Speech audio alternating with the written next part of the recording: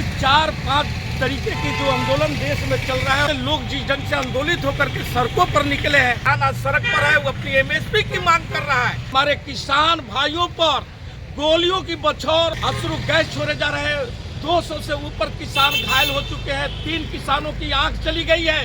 दूसरी तरफ सहारा के लेकर के अभी घोषणा हुआ है कि 12 मार्च को मोदी जी सहारा पर अपनी वक्तव्य देंगे, भाषण देंगे रामलीला मैदान में। 40 करोड़ रुपया मोदी जी जब प्रधानमंत्री नहीं बने थे उस समय सहारा परिवार से 40 करोड़ रुपया किस एवज में लिए थे, उसका जवाब आज तक मोदी जी नहीं दिए हैं। और उसके एवज में उसको ये सुविधा दी है कि जो व्यक्ति जेल में था उसको बेल में बाहर रखा गया।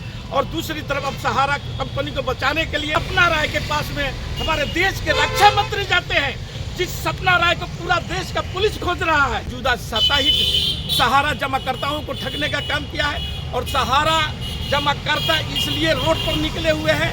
सर, आप देखे होंगे कि रामलीला मैदान में जब वे लोग आंदोलन कर रहे थे तो उन लोगों को लाठी से पिटवाया गया और उन लोगों के गाड़ी में भर भर कर किसी को सोनीपत भेजा गया, किसी को पानीपत में भेजा गया था। इस ढंग की जो नीति अपनाई गई है कि जो इनके खिलाफ में आवाज़ उठाता है उनको या तो बर्बाद कर दिया जाता है या दबा दिया जाता है, कुचल दिया जाता है। ये संघियों की नीति है। जब अंग्रेजों के समय में जो लोग जो डर जाते थे वे लोग संघ में जाते थे और जो निडर रहते थे वे लोग जंग में जाते थे। आज वही स्थिति है कि जो इनके सामने खड़ा होकर के लड़ता है ये लोग पीछे हट जाते हैं। और सहारा के लोग लड़ रहे हैं, अपने पैसे के लिए लड़ रहे हैं, क्योंकि उनकी गाड़ी कमाई है, जो खोमचे वाले हैं, रेहड़ी वाले हैं, तमाम गरीब गुरबे का वे पैसा है। और उस पैसा को जो जिस ढंग से ये लोग हड़पने का काम किए साजिश के तहत, वे सारे चीज़ों को लेकर के सहारा के तमाम जमाकर्ता एकजुट होकर के, और कुछ लोग तो सुप्रीम कोर्ट में जा करके रिट भी दायर किए हैं। लेकिन फिर से मैं एक बार सहारा के तमाम जमाकर्ताओं को बतलाना चाहता हूँ कि इनके भूल भुलैया में नहीं आना है, क्योंकि ये फिर एक बार आपसे वादा करेंगे, जैसे सीआरसी पोर्टल बना करके आपसे वादा किए और 3 स्टेटों में चुनाव जीत गए, लेकिन आपकी पैसा नहीं वापस आई। वही फिर होगा कि आपसे बोला जाएगा कि ये चुनाव भर आप लोग रुक जाइए, हम इसका उपाय करेंगे, लेकिन आपकी पैसा नहीं आने वाला, क्योंकि इनको मात्र आपको ये वोट के रूप में देखते हैं। ये आपके हित की कार्य कभी भी नहीं कर सकते, क्योंकि इनकी नीयत ठीक नहीं है।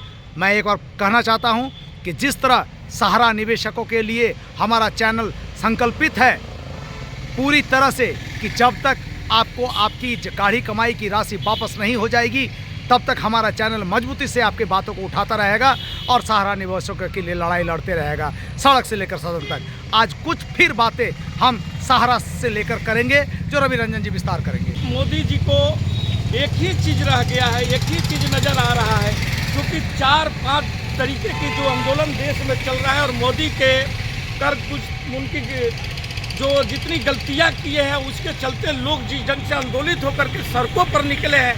जैसे एक नंबर मान लीजिए किसान आंदोलन जो चल रहा है, किसान सड़क पर है और किसान को ये बोलते हैं कि 4 जाति में से एक किसान भी है और किसान आज सड़क पर है, वो अपनी एमएसपी की मांग कर रहा है।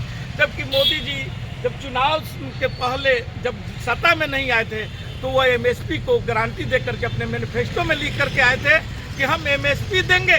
लेकिन जब सत्ता में आ गए और उस अदृश्य शक्तियों के हाथों से जब खेलने लगे हैं तो आज एमएसपी देने में भी इनको घबराहट हो रही है। और हमारे किसान भाइयों पर गोलियों की बौछार, अश्रु गैस छोड़े जा रहे हैं।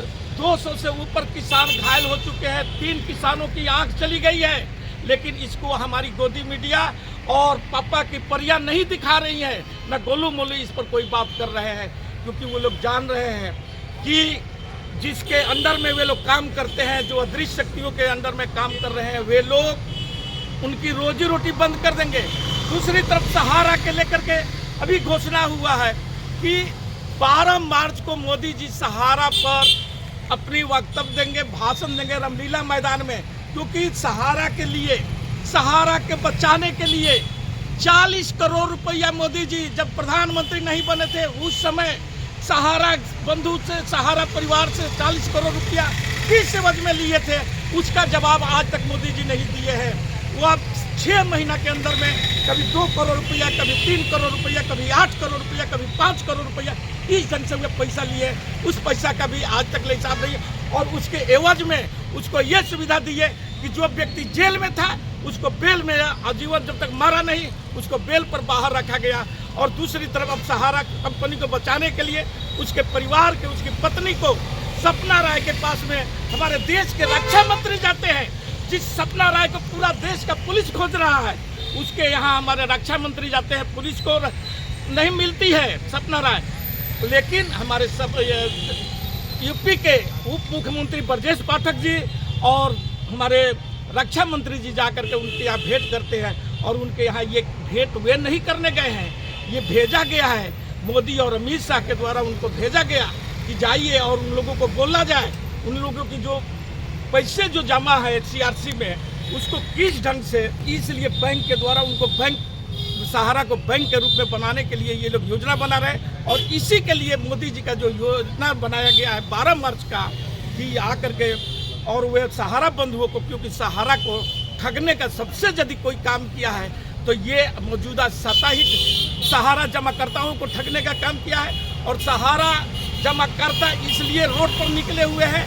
सर आप देखे होंगे कि रामलीला मैदान में जब वे लोग आंदोलन कर रहे थे तो उन लोगों को लाठी से पिटवाया गया और उन लोगों के गाड़ी में भर भर कर किसी को सोनीपत भेजा गया, किसी को पानीपत में भेजा गया था। इस ढंग की जो नीति अपनाई गई है कि जो इनके खिलाफ में आवाज़ उठाता है उनको या तो बर्बाद कर दिया जाता है या दबा दिया जाता है, कुचल दिया जाता है। और यह नीति ये ऐसी है नीति, ये संघियों की नीति है। जब अंग्रेजों के समय में भी जब लड़ाई लड़ा जाता था और जो लोग जो डर जाते थे वे लोग संघ में जाते थे और जो निडर रहते थे वे लोग जंग में जाते थे। आज वही स्थिति है कि जो इनके सामने खड़ा होकर के लड़ता है ये लोग पीछे हट जाते हैं। और सहारा के लोग लड़ रहे हैं, अपने पैसे के लिए लड़ रहे हैं, क्योंकि उनकी गाड़ी कमाई है। और वे लोग का पैसा है जो खोमचे वाले हैं, रेहड़ी वाले हैं, तमाम गरीब गुरबे का वे पैसा है। और उस पैसा को जो जिस ढंग से ये लोग हड़पने का काम किए साजिश के तहत, वे सारे चीज़ों को लेकर के सहारा के तमाम जमाकर्ता एकजुट होकर के, और कुछ लोग तो सुप्रीम कोर्ट में जा कर के रिट भी दायर किए हैं, जो कि आपके मैं वीडियो में पहले भी बतला चुका हूँ। लेकिन फिर से मैं एक बार सहारा के तमाम जमाकर्ताओं को बतलाना चाहता हूँ कि इनके भूल भुलैया में नहीं आना है, क्योंकि ये फिर एक बार आपसे वादा करेंगे, जैसे CRC पोर्टल बना करके आपसे वादा किए और 3 स्टेटों में चुनाव जीत गए, लेकिन आपकी पैसा नहीं वापस आई। वही फिर होगा कि आपसे बोला जाएगा कि ये चुनाव भर आप लोग रुक जाइए, हम इसका उपाय करेंगे, लेकिन आपकी पैसा नहीं आने वाला, क्योंकि इनको मात्र आपको ये वोट के रूप में देखते हैं। ये आपके हित की कार्य कभी भी नहीं कर सकते, क्योंकि इनकी नीयत ठीक नहीं है। इसी के साथ मैं अपना वक्तव्य समाप्त करता हूँ। जय हिंद, जय भारत।